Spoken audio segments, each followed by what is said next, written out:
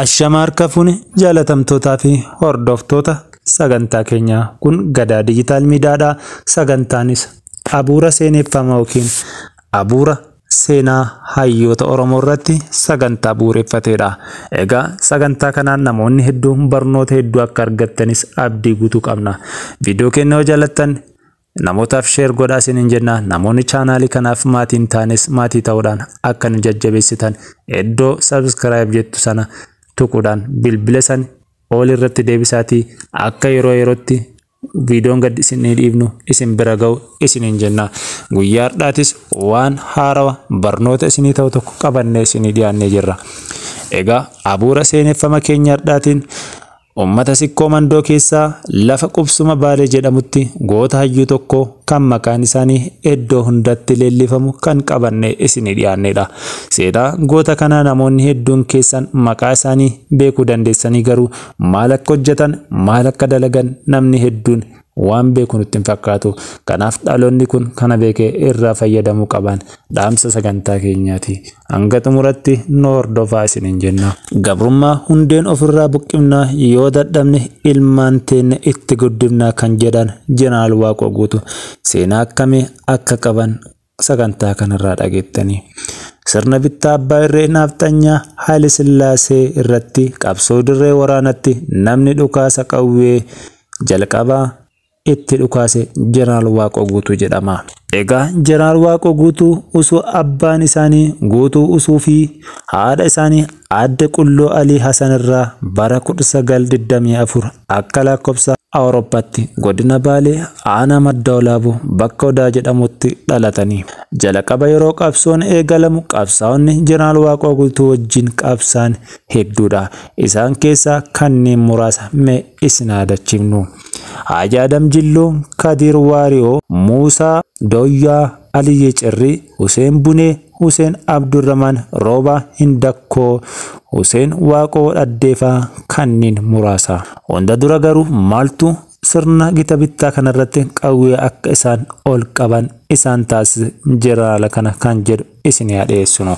Egaa bara 1874 hanga 79 akka lakkoofsa Habashatti lafa kutaa Oromiyaa Harargee fi Arsii irratti duulli humnaa ol irratti geggeeffamaa ture.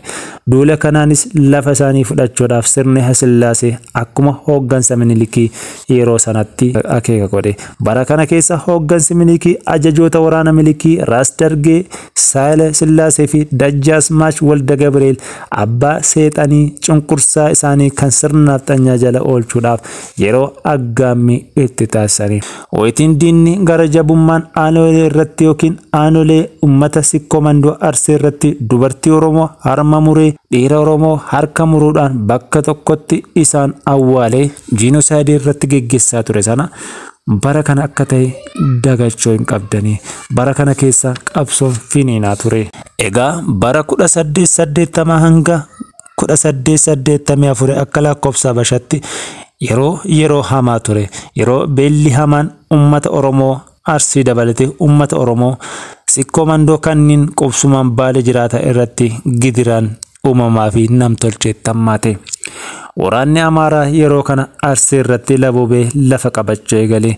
Baalee irratti illee ilmaan naafxanyaa yeroo kana lafa diriirfatanii miila isaaniitiin irra ejjatanii akka barbaadanitti irratti fandalaalanii ummata achi jiraatamoo cunqursaa akka turan ni yaadata seenaan. Haa ta'u malee bara 1928 akka lakkoofsa Habashatti yeroon Xaaliyaan mootummaa naafxanyaa cabsitee baafte seerri bittaa naafxanyoolee waan cabeef yeroo kana ummanni Baalee fi kutaalee Oromiyaa biroon hafuura baafatan jedhama. Baay'ee kan nama gaddisiisu yeroo kana keessa ummanni Oromoo haa ta'uutii osoo miidhamaa jiru sirna naafxanyaa isaan miidhaa jiru wajjin Xaaliyaan irratti injifannoo kan gaggeesse jiraanni Oromoo 11 akka ta'e ni beekama.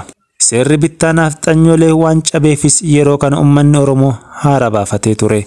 Waggoota 5 booda Ingiliiz ammoo Haayile Sillaasee qarqaarte jedhama. Yeroo kana ammoo Xaaliyaan biyyaa baate. Erga Xaaliyaan biyyaa baate ammoo gitni naafxanyaa ammas ceekuu isaa ummata Oromoo kutaalee hundarratti ciqilfachuudhaan miidhuu eegale. Egaa kun kanaan osoo jiru bittaa gabrummaatiif akka itti aanjuuf jecha bara 1934 hanga 1952tti akka lakkoofsa Habashatti bulchiinsa kutaa Oromoo Harargee fi Baalee irratti yeroo lammaffaatiif duula waraanaa irratti bane. Mootiin Haayile Sillaasee Oromoo Baalee hiyyoomsee gadi cabsee bituuf akka isaanii tolu lafa yeroo kana baay'ee irraa saame. Akka seenaan jedhutti ammoo hanga hektaara 23 irraa akka eegale ni hima. Haa ta'u malee lafti inni qabate yeroo sana wantaadhaan waan herreegamuuf hanga wantaa 23 kan jedhamu hektaara 100 ol akka ta'e seenaan ni hima. Yeroo kanatti ammoo firoottan isaatii fi ilmaan nafxanyoota irratti qobsiisee uummanni Oromoo ammoo isaan akka gabruuf yookiin akka gabbaruuf haala mijeessaa ture. Kana malees mirgi namummaa dhiitamuu gibirri baay'ee dabaluu fi uummanni Oromoo yeroo lammaffaa fi irra deebi'ee cabuudhaaf carraan kun kan banee fi uummanni Baalee mootummaa Haayile Sillaasee irratti fincila kaasuun afaan qawweetiin qofa bilisa bahuun akka filannootti fudhate. Gootonni Oromoo Baalee hooggansa Jeneraal Waaqootiin qindaa'anii bara 1963 akka lakkoofsa Awurooppaatti gara qabsoo dirree waraanaatti tarkaanfatanii sirni nafxanyaas yeroo kanas qoramaa ture. Haa ta'u malee meeshaa waraanaadhaan waan deeggaramu biyyoonni alaa kunniinis kadhaa isaanii dhaga'uudhaan keessattuu biyyi Ingiliiz Oromoo cabsuu irratti ga'een ishiin bara kana baate guddaadha jedhama. Mootummaan Sumaalee sirra haa ta'u malee mootummaan Sumaalee yeroo kana Jeneraal Waaqoo guutuu hanga tokko deeggaruudhaan yaalii taase. Yeroo kana yaaluudhaa taasisuu malee Somaaleen mataan ishee jeequmsaa fi wal nyaachuu yookiin waraana gosaa irratti waan argamtuuf humna godhattee Jeneraal Waaqoo guutuu bira dhaabbattee sirna nafxanyaa kanarratti haluu ba'uudhaafis humna waan qabaatteen turre. Haa ta'u malee Somaalee yeroo waraana kana keessa jirtus gaafii Jeneraal Waaqoo guutuu gaafatee calliftee biraan darbe. Qawwee hanga 40 kan yeroo tokko dhukaasuudhaaf mijate kenniteef jedhama. Kana fudhatee ammoo qonnaan bulaa Baaleetiif raabsee gara qabsoo waraanaatti akka seenaan kun ni addeessa. Loltoonni Oromoo Baalee kan akka Waaqoo guutuu, Huseen Juree, Waaqoo Lugoo fi Alii Cirrifaa meeshaa uummanni yookiin loltoonni Sumaalee kennan kana fudhachuudhaan gara waraanaatti seenan jedhama. Egaa yeroo moggaasni waraana isaaniif kennamu immoo Dhombor jedhamee beekama. Dhombiir maal akka ta'e seenaa kanarraa ni hubattani. Egaa hanga xumurattiin hordofaa isiniin jenna hordoftoota keenya. Mootummaan Haayile Sillaasee kan isaaniin loluu dhufe sameerraa harcaasaa kan tureen qawwee kana fayyadamee akka ta'e Jeneraal Waaqoo guutuu fi namoonni ejaa argan yeroo isaanitti ni himama. Akkuma beekamu Jeneraal Waaqoo guutuu xiyyaara isaaniin loluuf dhufte meeshaa wajjin kan barbadeessaa tures meeshaalee yookiin qawwee 40 kana fayyadamuudha akka ta'e ni beekama. Qabsaa'onni Baalee lola jalqabaa kaabarraa bara 1963 irraa hanga bara 1970 mootummaa Haayile Sillaasee irratti geggeessan maqaa qawwee Dhombir waan moggaasaniif uummata Baalee biratti lolli kun lola Dhombir jedhamee beekama jedhama. Walumaa galatti lolli Jeneraal Waaqoo guutuu fi gootonni Oromoo Baalee bara 1963 hanga bara 1974 adeemsisanii olaantummaa isaaniitiinis akka goolabamaa ture ni beekama. Yeroo kana Haayile Sillaaseen kufaatii sirnichaatti kan dhufani. Sirnichi kun ammoo burkutaa dhufe. Gootonni Baalee yeroo kana loltoota isaa hedduu jalaa galaafachuunis lubbuu isaatiifis yaalii kan taasisaa turani. Itti gaafatamni mootummaa Haayile Sillaasee bara 1955 hanga 62 akka lakkoofsa Habashaatti lola Baalee kanaan baay'ee miidhame jedhama.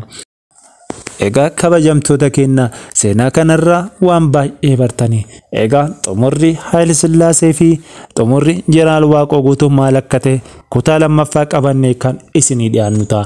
Hanga kana waan nu wajjin turtaniif hedduu ulfaadhaa. Horaa bulaa deebanaa jenna.